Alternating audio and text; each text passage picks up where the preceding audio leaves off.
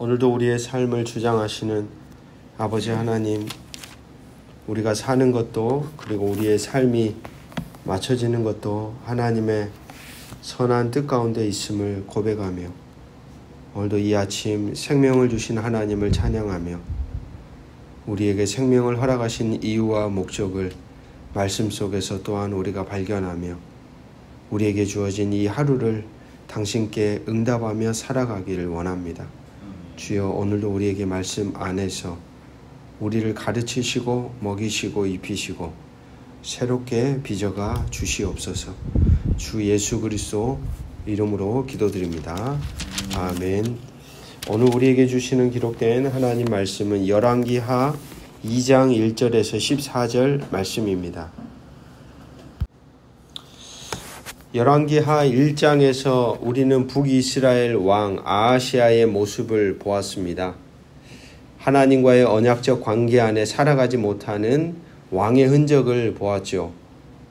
아하시아는 자신을 붙잡아 주기 위해 돕는 배필과 같은 존재로 말해주는 선지자를 자신의 힘과 권력으로 죽이려고 했습니다. 그리고 그렇게 듣지 못하는 자를 심판하시는 하나님을 우리는 1장에서 내용을 통해 보았습니다. 고대 근동 국가에서 왕과 그가 속한 왕국은 신적인 기원을 가진 제도로 이해되고 수용되었습니다. 예를 들어 수메르 왕들의 이름이 적힌 목록의 첫 문장이 이렇게 시작이 됩니다. 왕국이 하늘로부터 내려왔을 때에 라고 말이죠. 그러니까 그 왕국은 사람들이 만든 게 아니라 신이 허락했다라고 전제를 하고 있는 것이죠. 바벨론 통치자가 불사의 인간으로 묘사되고 이집트에서는 신의 대리자 혹은 신 자신으로 파라오가 묘사되었고 헷 제국에서는 사후에 이 왕이 신이 되는 것으로 그들은 믿었습니다.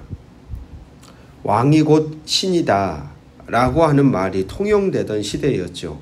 결국 이 말은 뭐냐면 왕의 권세 앞에 어느 누구도 대적할 수 없다.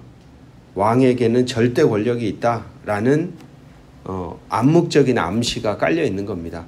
그러니까 백성들이 왕에게 저항하지도 대항하지도 반문하지도 못하는 것이죠. 무조건 말하면 순종해야 되는 그런 시대였던 것입니다. 그러한 고대 근동 국가의 다른 나라들의 왕을 신적 기원으로 바라보며 절대적 권력을 준 것과는 다르게 우리가 읽어가는 이 성경은 그 시대에 이스라엘의 왕과 왕국이 하늘로부터 내려온 것이 아니다라는 것을 이야기합니다. 언제든지 왕과 왕국은 흔들리거나 요동칠 수 있는 위험성이 있다는 것을 가르쳐 주지요. 그렇게 위험한 존재들이기에 왕 곁에는 늘 하나님이 당신의 말씀을 전해주는 선지자와 같은 존재들을 붙여놓으십니다. 그로 인해 왕들이 바른 길로 가도록 하나님이 인도하시기 위함이었습니다. 당연히 선지자들은 어제 본문의 열왕기하 1장의 내용처럼 왕과 왕국의 제약을 늘 질타했습니다. 그리고 이스라엘이라는 나라의 멸망에 대해서도 왕들의 죄악에서 찾았습니다. 일반 고대 근동 국가에서는 도저히 생각할 수도 없는 엄청난 일이었죠. 그러나 성경은 분명합니다. 왕도 사람이며 왕도 돕는 자가 필요하며 왕도 결코 신이 아니다라는 겁니다. 그저 하나님이 허락하신 권세를 가지고 하나님을 대신하여 하나님의 뜻을 행하고 하나님의 나라가 되도록 만들어 가야 할 존재가 왕이라는 것이었습니다. 그렇게 앞으로도 계속 열왕기하의 말씀을 보시겠지만 늘 왕과 하나님이 보내주신 선지자들과의 그 관계가 그 왕과 나라의 상태를 보여줍니다. 오늘 2장에서는 엘리야의 승천의 사건 그리고 그의 뒤를 이어 사역을 시작하는 엘리사에 대한 이야기를 기록하고 있습니다. 엘리야는 그의 마지막 삶의 자리에서도 하나님의 때를 따라 하나님과 맺어진 관계 안에 응답하며 살아가고 있었다라는 것을 오늘 본문 속에서 보여줍니다. 2장 1절 우리 같이 한번 읽어보겠습니다. 2장 1절 시작. 여호와께서 회오리 바람으로 엘리야를 하늘로 올리고자 하실 때에 엘리야가 엘리사와 더불어 길갈에서 나가더니 하나님이 엘리야를 부르실 때가 된 것이죠. 그때에 이 두 사람 엘리야와 엘리사가 더불어 길갈에서 나가는데 이어지는 말씀에서 이제 계속해서 반복되는 말씀이 있습니다. 2절 같이 읽어봅니다. 시작. 엘리야가 엘리사에게 이르되 청하건대 너는 여기 머물라 여호와께서 나를 베델로 보내시느니라 하니 엘리사가 이르되 여호와께서 살아계심과 당신의 영혼이 살아있음을 두고 맹세하노니 내가 당신을 떠나지 아니하겠나이다 하는지라. 이에 두 사람이 베델로 내려가니 여기 보면 여호와께서 나를 베델로 보내시느니라 라는 말씀이 있죠. 그리고 2장 4절에도 보시면 중반 부분에 너는 여기 머물라 여호와께서 나를 여리고로 보내시느니라. 그 다음 또 2장 6절을 보시면 너는 여기 머물라 여호와께서 나를 요단으로 보내시느니라. 여호와께서 계속해서 엘리야에게 사인을 주는 거죠. 거기로 가라는 거예요. 거기서 내가 너를 부르겠다. 그러니까 엘리야는 그의 사역의 마지막 자리에서도 하나님의 때를 따라 하나님의 뜻을 따라 하나님과의 관계 안에서 응답하며 순종하며 자기의 생애를 선택하며 걸어가고 있었던 것이죠. 그런 엘리야와는 다르게 오늘 좀 전에 읽었던 2장 2절, 4절, 6절을 보시면 엘리야가 계속해서 엘리사에게 말하지 않습니까? 너 여기 머물러 있어. 너 나를 더 이상 따라오지 마. 여기 머물러 있어. 그러는데 자꾸 엘리사는 뭐라고 얘기합니까? 하나님의 살아계심과 당신의 영혼이 살아있음을 두고 맹세하노니 내가 당신을 떠나지 아니하겠나이다. 무려 3번에 걸쳐 결코 떠나지 않겠다라는 이야기가 반복되고 있습니다. 사람은 사람일 뿐입니다. 그 사람에게도 허락된 것도 하나님이 주셨습니다. 그러니까 이 본문을 가만히 보면 엘리사라는 사람이 아직 엘리야를 깊이 의지하고 있는 것이죠. 신뢰하고 있는 것이죠. 근데 엘리야가 가야지 엘리사가 그 다음 하나님의 일을 대신하는 게 하나님의 뜻인데 엘리사는 자꾸 엘리야를 놓지 않고 꼭 붙잡고 있는 겁니다. 사람을 붙잡고 있는 것이죠. 사람을 의지할 게 아니라 그 사람과 함께하며 그 사람을 사용하고 계시는 그 사람에게 힘과 능력과 용기를 주셔서 일하게 하시는 하나님을 바라보고 하나님을 알아가야 합니다. 엘리야도 엘리사가 그것을 알길 원하였던 것이 아닐까요? 10절을 보면 이르되 내가 어려운 일을 구하는도다. 그러나 나를 내게서 데려가시는 것을 내가 보면 그 일이 내게 이루어지려니와 그렇지 아니하면 이루어지지 아니하리라 하고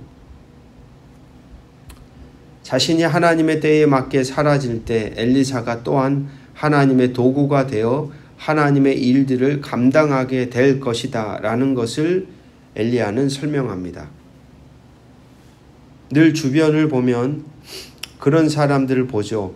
내가 사라져야 할 때를 분별하지 못하는 사람들, 내가 내려가야 할 때를 분별하지 못하는 사람들, 내가 늘 정상에만 머물러 있으려는 사람들, 딱 그걸 붙잡고 떨어지지 않으려는 사람들을 봅니다. 그리고 또 이런 사람들을 보죠. 사라질 사람을 너무 깊이 신뢰하고 의지하고 기대는 사람들 말입니다. 사람은 사람일 뿐이죠. 사람은 반드시 올라갔다면 언젠가는 때에 맞춰서 흙으로 돌아가야 할 존재가 사람이다라는 사실을 우리는 늘 기억해야 합니다. 분별이라는 것이 우리에게 정말 필요한 마음과 지혜입니다. 예수님의 삶을 떠올려 보면 그는 분명합니다. 자신이 일할 때와 자신이 떠나야 할 때를, 곁에 선 이들을 의지하는 게 아니라 자신을 그 땅에 보내신 아버지 하나님만을 의지하며 그 안에서 자기 자신을 지켜가셨던 예수님을 우리는 보았습니다. 그분의 발걸음을 오늘도 우리의 인생의 길로 삼아 걸어가야 할 것입니다. 2장 11절 말씀, 두 사람이 길을 가며 말하더니 불수레와 불말들이 두 사람을 갈라놓고 엘리야가 회오리 바람으로 하늘로 올라가더라. 엘리야라는 대단한 선지자라는 그 존재의 흔적을 성경은 모두 다 지워버립니다. 마치 이 장면을 보면 모세가 떠오르지 않습니까? 모세도 하나님이 불러서 그 시내산 위로 계속해서 올라간 뒤에 그의 종족을 알 수가 없게 됩니다. 묻힌 곳이 어딘지, 어디에서 죽었는지, 어디에서 생을 마감했는지. 성경은 신앙이 위대하다고 생각했던 사람들의 흔적을, 종족을 감추어 버립니다. 왜요? 사람들이 그 사람을 신처럼 섬길 것을 우려했기 때문이 아닐까요? 오늘 본문에서도 엘리야라는 존재, 이 대단한 선지자의 흔적을 모두 다 지워버립니다. 그저 하나님의 선한 도구였다라는 것이죠. 그저 사람일 뿐이다라는 것이죠. 그렇기에 그 사람을 바라보지 말고 그 사람과 동행한 하나님과 함께 이제는 엘리사, 너가 너에게 주어진 삶을 하나님과의 바른 관계 안에서 너만의 인생을 너만의 색깔로 너의 특징에 맞게 살아내라는 선언을 하고 있는 것이 아니겠습니까? 오늘도 우리에게 주어진 삶을 우리에게 주어진 특징에 맞게 하나님이 주신 은사를 따라 여러분의 서 있는 그 인생의 자리에서 하나님께 응답하며 신실하게 하나님의 거룩한 나라를 세워가는 존재로 오늘도 살아가시기를 주의 이름으로 축복합니다. 기도하겠습니다. 오늘 하루도 당신이 보낸 자리를 바로 알고 바로 듣고 깨달아 그 자리에 서게 하여 주옵소서. 그곳에서 하나님의 선한 뜻을 이루어가는 자로 응답하며 살아가도록 도와 주옵소서. 올라가야 할 때와 내려와야 할 때를 분별하게 도와주시고 그로 인해 우리의 존재 흔적이 함께 신앙의 길을 걸어가는 이들의 장애물이 되지 말게 하시고 하늘로 올라간 엘리야처럼 신앙의 바른 길이 되게 하여 주옵소서. 사람은 사람일 뿐입니다.